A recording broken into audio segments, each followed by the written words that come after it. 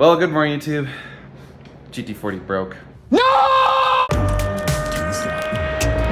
are you recording all of the nefarious activities? If you're new to the channel, my name is Dan, and we are in my garage. And yesterday, when I was driving the GT40 home from work, I was downshifting. I wasn't even playing. I was just driving it calmly. All of a sudden, the shift cable came disconnected from the transmission, so you can't shift it into gear.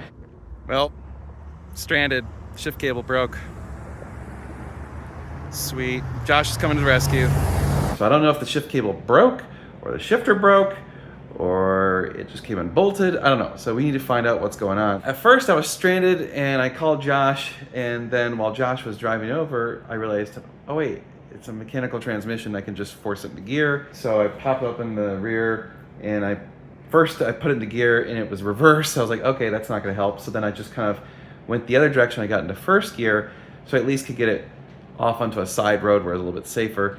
And then Josh came, took me back to my house. I got my truck, got some stuff, came back, and then I got in third gear and I drove it home. So right now it's stuck in third gear. We can mechanically take it out of gear, put it back into neutral, which I'll probably have to do if the cable didn't break, if it just came disconnected. So anyway, we're gonna have to get uncomfortable, sit in there, go into the console, pull off all the console and see what's up, if the shift cable is broken or it's just disconnected. Hopefully it's just disconnected. I really don't want to have to buy a new shift cable. Also, I'm going to apologize. I'm on my cell phone.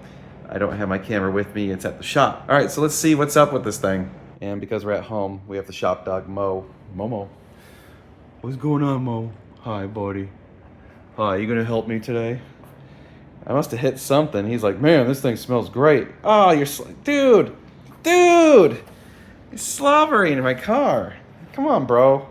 That's not cool. All right, you can see the console's held on by some screws in the back. And I think that's the shifter is held on by these Allens up here. So I'll try and see if that gets access. I, obviously don't have a manual or anything. Oh, by the way, here you go. Look at it. Yeah, so it looks like the left-right is still connected, but just the up-down is broken. So one nice thing is the car, by having these big doors that open like that, you can just kind of crawl in and not bash your head. Downside is, of course, it's just still a cramped space. Got this piece off. It looks like it's got the key, the ignition in that thing, so I can't quite take it out all the way. Let's see. Oh yeah, that seems to be. Let's see. Can I get this to pop up? It's stuck on. There it goes. Now it's gotta go forward because of the. Anyway, might need two hands. I'll get this off. One sec. All right, so you can see the two shift cables, and when I go forward and back, it looks like it's still connected. It feels kind of wonky. Yeah, this one feels nice and tight. This one feels all wonky back here. I think the cable's broken. Crap. No bueno. That sucks. So you can see when I go forward and back, it starts to kind of grind right here. I wonder if there's like some sort of clip or something, because if I pull it all the way forward, see there's like a detent. So I'm wondering, I don't know if it's the internals of the cable are busted. It feels kind of like it's busted. I'm probably gonna have to replace that cable. So let's try and remove, I at least want to get it so it's disconnected like right here at the shifter, so I can at least kind of play with it. So I'm gonna pop off that joint right there. That ball joint needs to pop off. I marked it with a marker so I can kind of put it back where it was, so it's got the right adjustment. Yeah. Fun stuff right here. Well, I think we found our problem. The shift cable is definitely broken. Dang. So, yeah, now I have to get a replacement cable. It's gonna suck. Look at that thing. It totally snapped.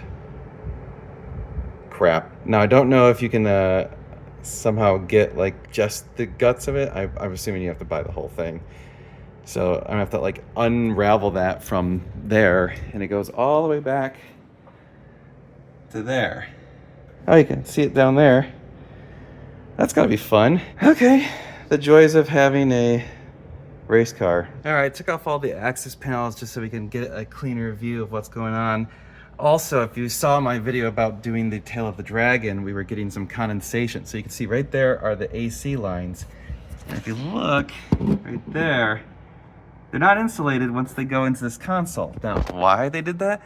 I don't know. So I'm gonna probably have to get like spray foam and like literally drill some holes or something and inject it in various spots all the way up that console. That's the problem, and I don't think there's access because you can see that's the floor pan. So I can't really, can I see in there? I can't see in there.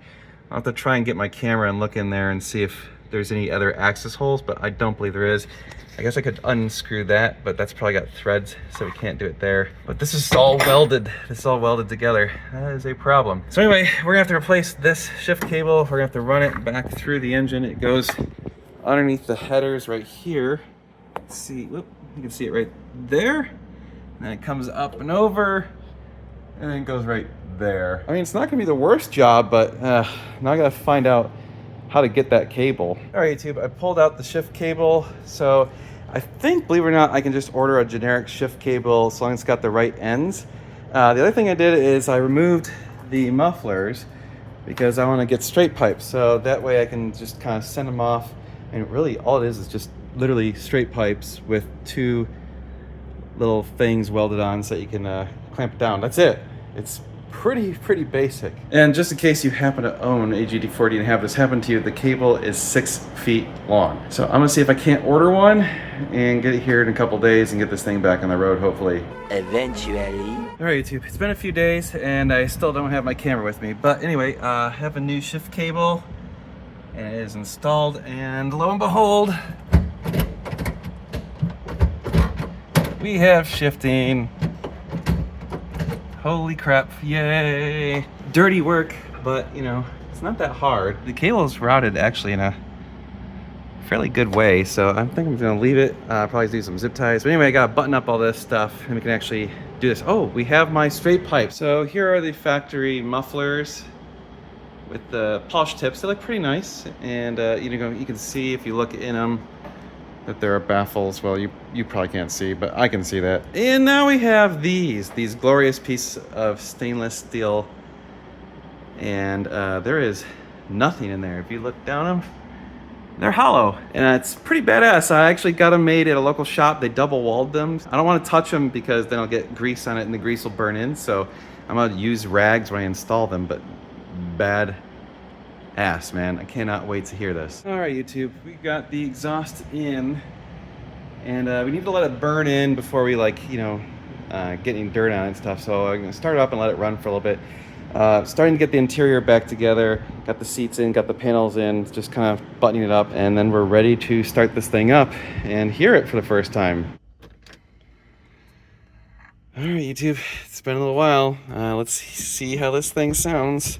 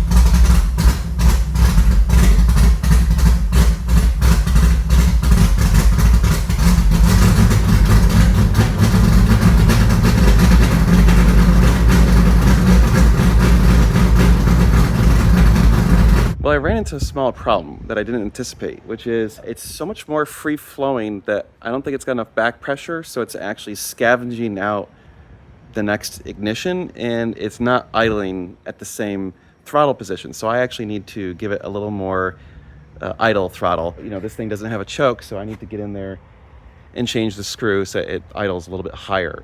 Well, a little bit more open throttle body. So it's sucking more air. It's just, yeah. So I think it's actually running a little rich. It's just sucking way too much air. And so I need to give it a little twist on the throttle cable. Yeah, it needs more fuel. So I'm sorry, I said it earlier, it was lean, or rich, it's running lean, my bad. Sorry, it's scavenging out more of the air and stuff in the cylinder, so it needs more fuel to compensate for the fact that more of it's flowing out, which means I'm gonna get crappier mileage. Oh boy. I definitely don't wanna run it much because it's having a hard time. Probably need to check the spark plugs, check on the temperature color of the spark plugs, but we need to get someone who knows what they're doing out here. All right, YouTube, hang tight. This project isn't over. Never ends, right? Okay, YouTube, so I've been doing some YouTubing and Googling and whatever and trying to learn what's going on with this carburetor. So, admittedly, I don't know all that much about carburetors. I've mostly been playing with fuel-injected cars my life, so this is kind of new to me. I'm learning on the fly. Yeah, so when you have a big camshaft on a carbureted engine, you change anything, it makes big changes, especially to the idle. I'm gonna point out what's going on and try and explain it, and unfortunately, I can't tune it today because I need to get some more tools in order to do it properly. Okay, so right there, see that little screw and that screw right there? Those are the idle adjustment screws, and there's two more on the other side of the carburetor. And what's going on is because of the big camshaft and now the free-flowing exhaust, it's completely changed the idle characteristics of my air-fuel ratio. So we need to muck with those. The problem is you need to have a vacuum gauge attached to the system in order to be able to do that. And I don't have one. So I ordered one. So what's going on is basically it's getting way too much fuel now. So it's running really rich. You can see it blowing black smoke out a lot. So it's unhappy. And so we need to adjust those and lean it out a bit.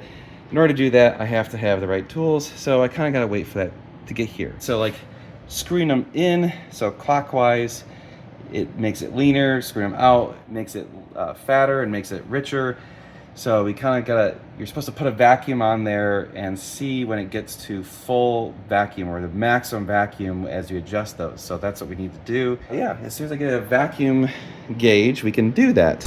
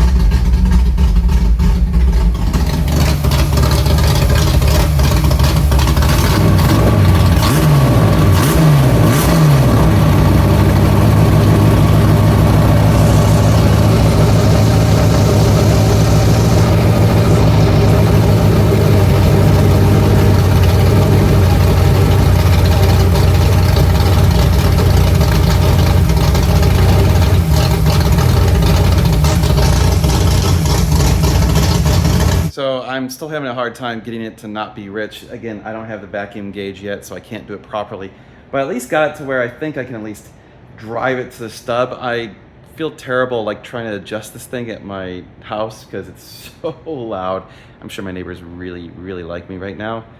Sorry guys. So I wanted to get it to the stub so I could at least tune it there, and there it doesn't matter if I'm loud and make a bunch of noise and stuff. So we're gonna do that, and then I have a gauge coming, so we'll get that done.